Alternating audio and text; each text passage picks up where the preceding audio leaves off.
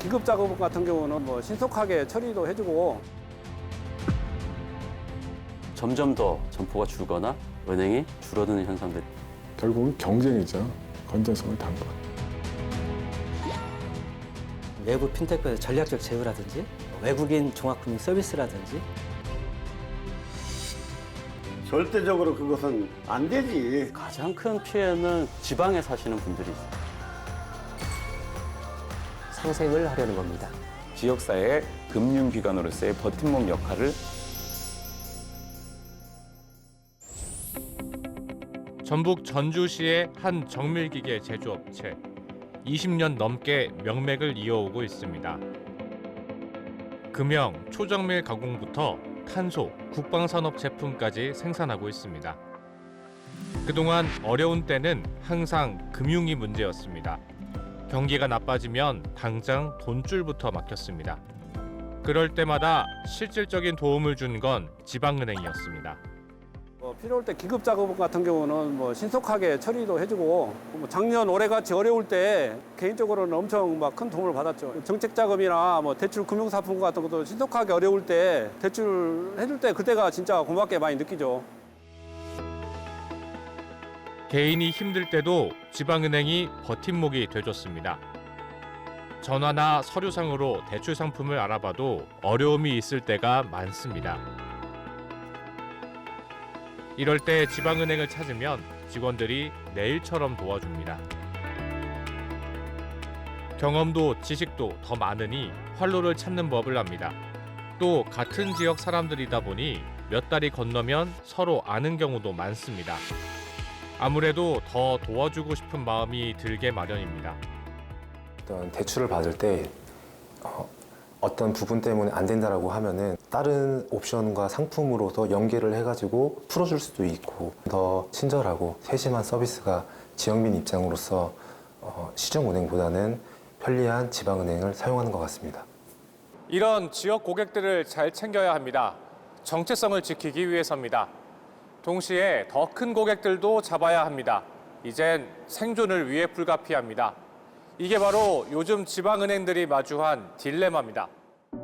지역민들을 위한 금융 서비스 수준을 유지하면서도 수익성 강화를 꾀해야 하는 두 마리 토끼를 잡아야 하는 때란 말입니다. 이런 고민에 빠진 건 우선 지방 인구가 크게 줄었기 때문입니다. 2023년 말 기준 통계청에 따르면 수도권 인구 집중률은 51%에 달합니다. 지역 내 총생산의 52%, 100대 기업체의 75%가 수도권에 집중돼 있습니다. 지방 인구가 줄어드니 지방에 뿌리를 둔 지방은행들의 수익성이 악화할 수밖에 없습니다. 지난해 9월 기준 5대 지방은행의 비수도권 지점은 5년 새 18.3%나 줄었습니다. 자연히 은행 서비스 접근성도 떨어지고 있습니다. 서울에선 가로 세로 1km 안에 6개 정도의 점포나 ATM이 있는데 지방에선 같은 범위 안에 0.2개 정도밖에 없는 경우도 있습니다. 여기다 정보기술을 금융에 더한 핀테크의 발달로 은행 경쟁의 경계가 사라진 것도 지방은행의 고민을 한층 깊게 했습니다. 스마트폰으로 은행 업무 처리가 가능해지면서 지방은행의 경쟁 상대가 다른 지방은행을 넘어 시중은행과 인터넷 은행으로까지 확대된 겁니다. 이런 이중구를 돌파하기 위해 눈독을 들이고 있는 게 수도권에서 지방으로 이전한 공공기관들입니다. 애초에 국토균형 발전을 위해 이전한 것이니 명분에도 맞습니다. 다만 아직까진 몸만 와 있고 마음은 다른 곳에 가 있는 꼴입니다. 공공기관들이 이전한 거는 그 지역의 소비도 하고 경제적인 어떤 창출을 하라고 사실은 이전을 한 건데 실적과 연동이 된다면은 그 실적으로 지역에 환원할 수 있는, 환류할 수 있는 어떤 그런 정책을 펼칠 수가 있는데 그렇게 안 하다 보니까 대부분 다 시중은행들 다 거래를 하고 있거든요. 그러다 보니까 이게 사실은 역외자금으로 좀 빠져나가고 있습니다. 그 사실은. 그래서 다른 활로를 찾는데도 노력을 기울이고 있습니다. 외부 핀테크사와의 전략적 제휴, 최초의 외국인 종합금융 서비스 시행을 추진 중입니다. 지방이라는 틀에 갇히지 말고 유연한 사고를 해야 살아남을 수 있다는 판단입니다. 외국인 전용 플랫폼 앱이 저희가 이제 출시를 합니다. 은행권 최초입니다. 저희가 생각하는 이제 그런 플랫폼 앱은 외국인 전용 카카오가 되는 거죠. 지금 국내 외국인이 250만 있어요. 이러면 지방에까지 외국인이 없는 데가 없잖아요. 외국인이 없으면 또 그 공장이 돌아가지 않습니다. 그런 차원에서 외국인은 굉장히 중요한 시장이다. 1967년 출범한 대구은행은 지난 5월 시중은행으로 전환했습니다. 지방은행에서 시중은행으로 전환한 국내 첫 사례입니다. 몸집을 불려 지방 소멸의 파도를 넘겠다는 의지로 해석됩니다. 다만 정체성 혼란, 기존 고객들의 소외감 등은 숙제로 남았습니다. 근데 어떤 위기가 한 번씩 올 때마다 금융회사들은 대형화되는 추세들을 보입니다. 가장 큰 피해는 그 지방에 사시는 분들이세요. 사실은 관계형 대출로 대출을 해주거나 또는 예금을 받거나 이런 역할들을 해줘야 되는데 그걸 못하고 전부 다 중앙으로 가다 보면은 이제 그럴 기회들이 사라지는 거죠. 지역민들을 위하면서도 더 많은 경쟁자들을 상대해야 하고 그렇다고 몸집을 불리는 데에도 한계가 있고 그렇다면 지방은행들은 어떻게 활로를 찾아야 할까? 전문가들은 우선 그 지역만의 특화된 상품을 개발하는 것부터 시작할 수 있을 것이라고 조언합니다. 예를 들어서 항구가 있는 도시면 선박금융 같은 것들이죠. 배 만들려면 또 금융이 필요하니까 선박금융이 가서 해주려면 또 은행이 필요한 거고 이런 부분들인 거죠. 또는 농촌 지역도 마찬가지입니다. 예를 들어 스마트팜을 우리가 해야 되는데 지금 청년농들이 예를 들어서 자금이 없거든요. 자금이 없으니까 또 그러려면 돈을 빌리려면 또 중앙까지 와야 돼요. 그런 것보다는 오히려 지역의 특색에 맞게 대출을 해줄 수 있고 이런 지방은행들이 반드시 필요한 거죠. 지방이 소멸하는 건 지방은행들만의 문제도 아닙니다. 시중은행도 지방 소멸에 대응할 방안을 찾고 있습니다. 지방에 영업점을 내자니 기존 지방은행과 경쟁해야 하고 그러면 수익성도 떨어지게 마련입니다. 그래서 고민한 방법이 지방은행과 상생하는 겁니다. 지역 자영업자들한테 같이 공동 기금을 마련해서 이렇게 소상공인 대출을 해준다거나 또 디지털 저희가 갖고 있는 그런 기술을 같이 공유한다거나 이런 부분들이 상당히 좀 서로 간에 이해관계가 맞았고요. 서로 간에 도움이 됐을 거라 생각합니다. 한 발 더 나아간 협력의 키는 기술이 쥐고 있습니다. 시중은행이 쌓아온 기술력을 지방은행과 공유하는 겁니다. 실제 상호 이익으로 이어지는 성과도 나오고 있습니다. 저희가 배달 앱을 가지고 있습니다. 그 배달 앱을 지방은행 앱에다가 탑재해주고 지역 주민들이 그 배달을 통해서 주문하게 되면 배달비가 낮게 하다 보니까 또 지역은 지역 화폐를 통해서 그걸 사용할 수 있기 때문에 또 저희로서도 이제 고객의 유입을 또 기대할 수 있기 때문에 서로 간에 좀 윈윈할 수 있는 그런 효과는 있는 것 같습니다. 정부도 지방에 은행이 줄어가는 상황을 인식하고 있습니다. 그래서 지방은행 점포 감소 속도를 조절하기 위해 노력하고 있습니다. 사정이 정 안 되면 공동 점포를 마련하거나 우체국의 업무를 확대하는 방안도 고려 중입니다.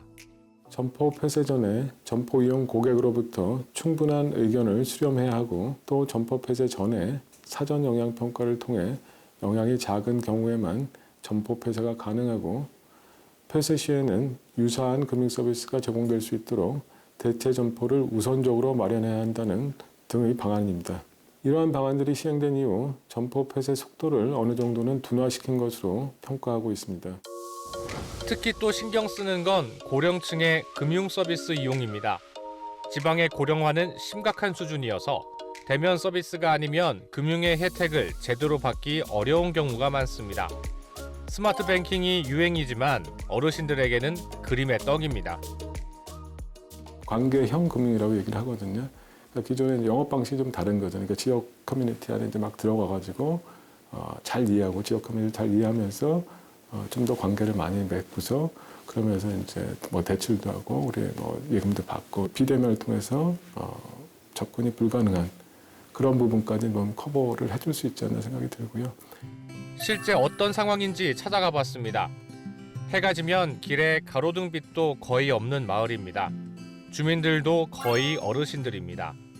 근처에 은행을 찾아보기 어렵습니다. 그래서 주로 이용하는 곳이 지역 협동조합 금융기관입니다. 구체적으로는 은행과 좀 다르지만 어르신들에게는 별 차이가 없습니다. 요즘엔 스마트폰으로 은행 업무를 볼 수 있습니다. 굳이 이런 한편을 뚫고 은행까지 직접 오지 않아도 되는 겁니다. 그런데도 직접 오는 데에는 나름의 사정이나 이유가 있습니다.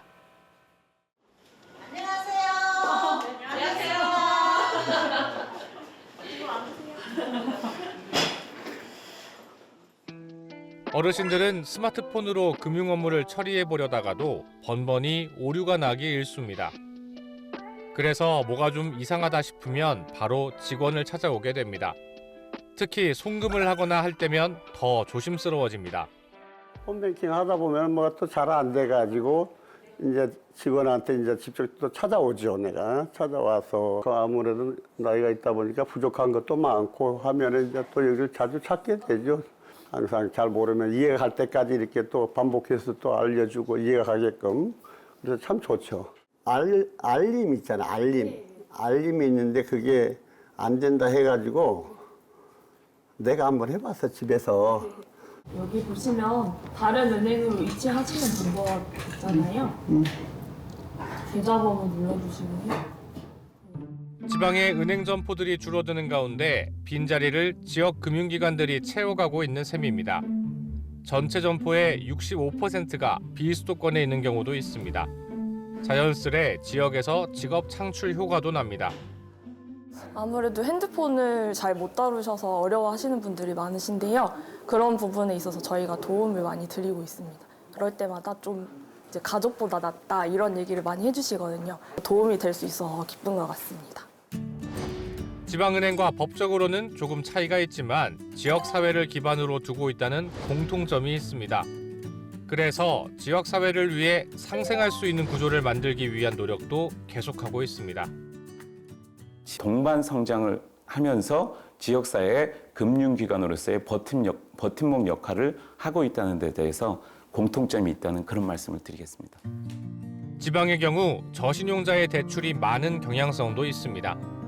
지방은행 등 지방금융기관이 사라지면 이들이 갈 곳 또한 사라지는 셈입니다. 저신용자, 좀 저소득층 또는 지역 소상공인들이 금융 서비스 접근이 조금 어려울 수도 있는데 그런 분들한테도 편리한 금융 서비스를 제공하려고 하는 그런 목적의식과 방향성을 갖고 있기 때문에 지방시대에 가장 부합하는 금융기관이라고 말씀을 드릴 수 있겠고요. 지방은행 등 금융기관도 이익을 추구하지 않을 순 없습니다.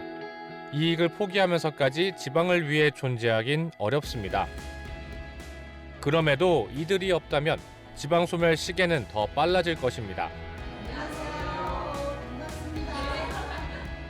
사람이 주니 이익이 줄고 금융 서비스가 주니 사람이 더 주는 악순환의 고리를 어떻게 깰 것인가 고민이 필요합니다.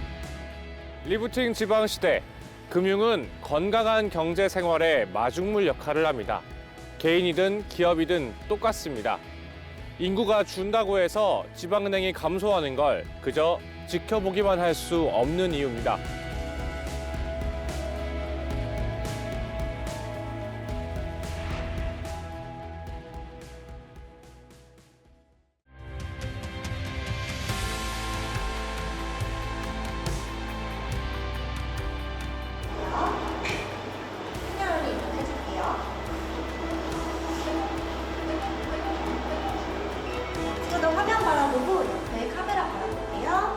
저는 항상 여기 마을금고에 방문을 할 때는 설레이고 기쁜 마음으로 방문을 합니다. 절대적으로 그것은 안 되지. 만약에 사진다 하더라도 우리가 몸으로라도 막아야지. 효율보다는 포용 금융에 더 우선적인 가치를 두고 있다고